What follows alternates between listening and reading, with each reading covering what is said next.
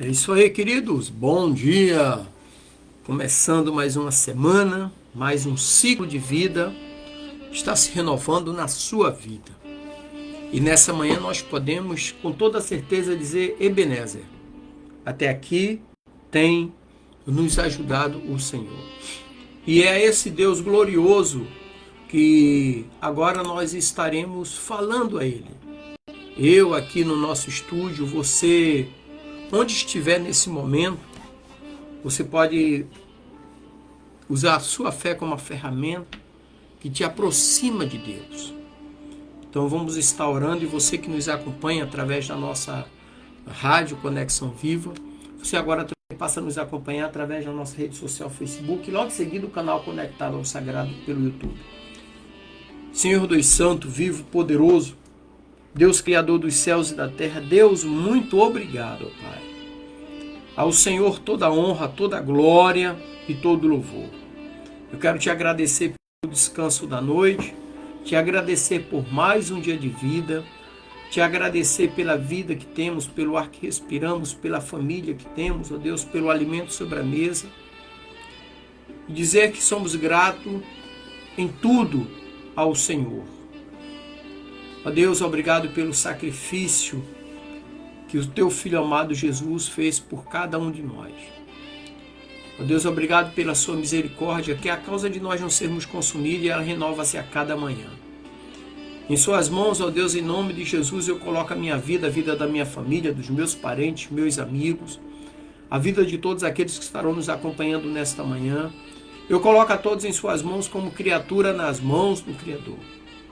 Abençoa-nos, ó Deus, com a sua presença, tornando os nossos dias mais alegres, abençoados e prósperos, em nome de Jesus.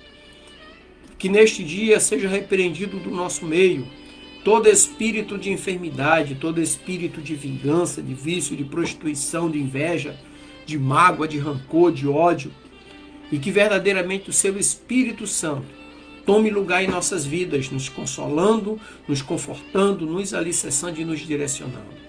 Esta é a oração do teu servo para este dia, em nome de Jesus. Amém e graças a Deus. Graças a Deus. Nessa manhã eu quero ler o Salmo 32, versículo 8, que diz assim: Eu te ensinarei e te mostrarei o caminho que deves seguir. Eu te darei conselhos e velarei por ti. Salmo 32, versículo 8. Então nessa manhã eu quero falar como ser guiado por Deus. Então imagine por um momento um viajante que caminha por uma floresta densa e escura. E com isso ele não tem um caminho claro, sem uma luz que o guie. Então com isso ele se sente perdido, e quem está perdido está vulnerável. Agora também pense na jornada da nossa vida espiritual, em meio às trevas do pecado, dúvidas, incertezas.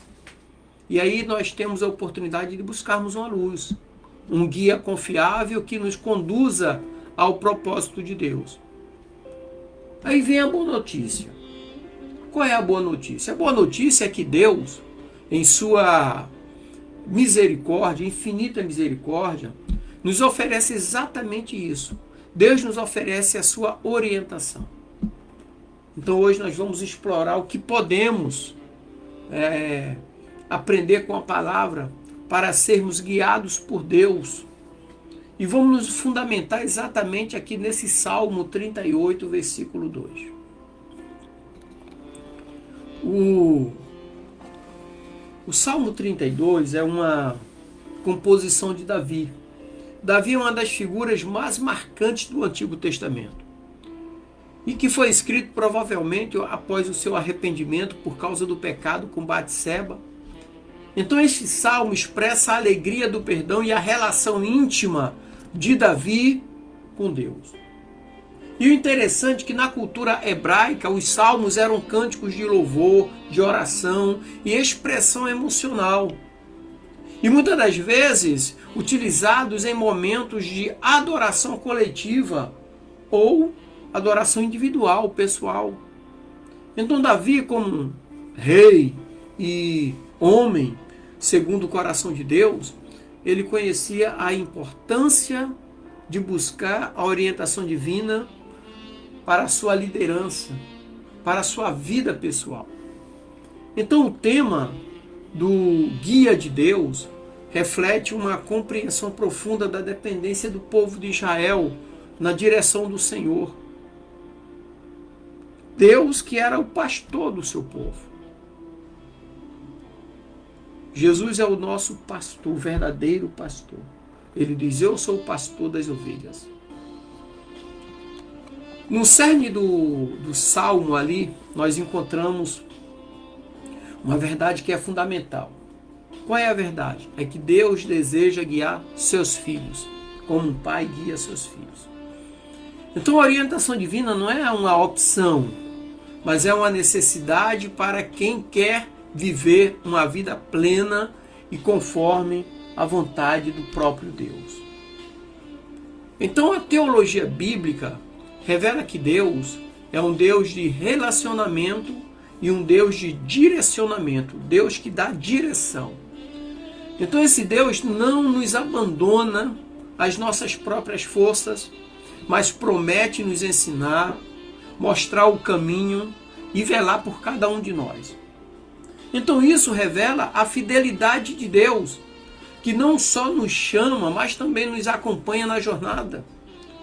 Então a orientação divina também implica disciplina, correção, amor paterno, tudo para que alcancemos o propósito final de Deus para as nossas vidas. Então quando nós fazemos a exegese do Salmo 32, versículo 8, ele começa dizendo, eu te ensinarei.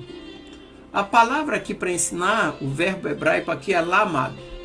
É uma palavra que traz a ideia de aprender, instruir e principalmente treinar.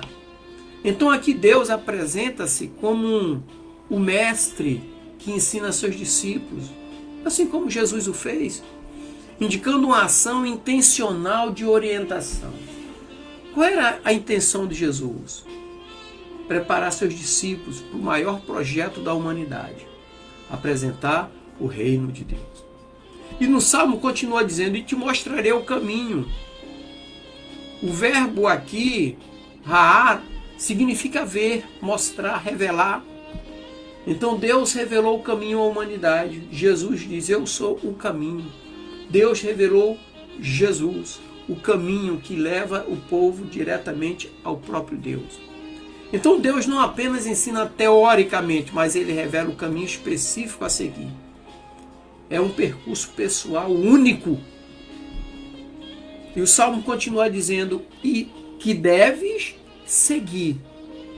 Então aqui refere-se a um caminho, uma rota, uma vida que deve ser trilhada. Implica em direção, decisão e movimento. Continuar firme em direção ao objetivo. E ele diz, eu te darei conselhos. O etzá. A palavra significa, esse etzá significa conselho, orientação sábia, uma direção que vem da experiência e do conhecimento de Deus. Experiência com Deus e conhecimento de Deus. E ele conclui dizendo, e velarei por ti, chamar-te, do hebraico. Então esse verbo chamar indica proteção, vigilância, cuidado constante. Então Deus está presente e atento às nossas necessidades. Muitos dizem, Deus não está vendo o que eu estou passando, Ele está vendo. Só que tudo é uma lição, é um aprendizado. Se você está orando e a situação não muda, é porque Deus quer usar a situação para mudar você. Nós temos aqui algumas considerações nesse salmo. Por quê? Porque no hebraico, as ações de Deus nesta passagem são apresentadas como uma sequência de promessas e ações continuadas. Ou seja, Deus ensina, revela, aconselha e protege. Então isso demonstra que a orientação divina não é um evento pontual, mas é um processo. Então, As coisas, a promessa de Deus vai acontecendo nas nossas vidas através de um processo de continuidade. Ele orienta cada um de nós nessa situação, ou seja, ele ensina, ele revela, ele aconselha, ele protege. É um processo contínuo. Quando nós lemos em João capítulo 10, versículo 27, diz assim, abre aspas, as minhas ovelhas ouvem a minha voz, e eu as conheço e elas me seguem. Então Jesus se identifica como o bom pastor, que guia as suas ovelhas. Reforça aqui a ideia do cuidado contínuo de Deus. Em Provérbios 3, versículos 5 e 6, diz, abre aspas, confie no Senhor de todo o seu coração e não te estribes no teu próprio entendimento. Reconhece-o em todos os teus caminhos e ele endireitará as tuas veredas. Não pode ser da boca para fora. Aqui é uma exortação à confiança na orientação divina. Tem muita gente vivendo o evangelho da boca para fora, mas as suas práticas o condenam. Em Isaías 30, versículo 21 diz, abre aspas, e os teus ouvidos ouvirão a palavra atrás de ti dizendo, este é o caminho, andai nele. Então o Senhor orienta o seu povo na direção certa. E eu quero dizer para você que Cristo, Jesus, ele é o nosso guia supremo. Em João 14, versículo 6, Jesus declara, eu sou o caminho, a verdade e a vida. Ninguém vem ao Pai senão por mim. Então ele é o caminho que Deus revela, aquele que veio ao mundo para nos mostrar o modo de vida que agrada a Deus. Então isso quer dizer que o nosso relacionamento com Jesus é essencial para uma orientação contínua. Por quê? Porque ele é o bom pastor que guia as suas ovelhas. E ele guia através do amor e da fidelidade. Agora, quais são as lições práticas que nós tiramos desse conteúdo? Primeiro ponto, dependência diária. Então precisamos reconhecer que nossa vida só é segura quando buscamos a orientação de Deus diariamente, por oração e meditação da palavra. Segunda lição, obediência à orientação divina. Isso significa conhecer o caminho. E conhecer o caminho não é suficiente. Nós devemos seguir o que Deus nos revela, mesmo quando é difícil ou desafiante. A terceira lição é ouvir a voz de Deus. Isso significa em cultivar uma sensibilidade espiritual, ouvindo a voz do Espírito Santo que nos orienta em momentos de decisão. Tem muita gente tomando decisão sem consultar a Deus e achando que está certo. A última lição, confiança na fidelidade de Deus.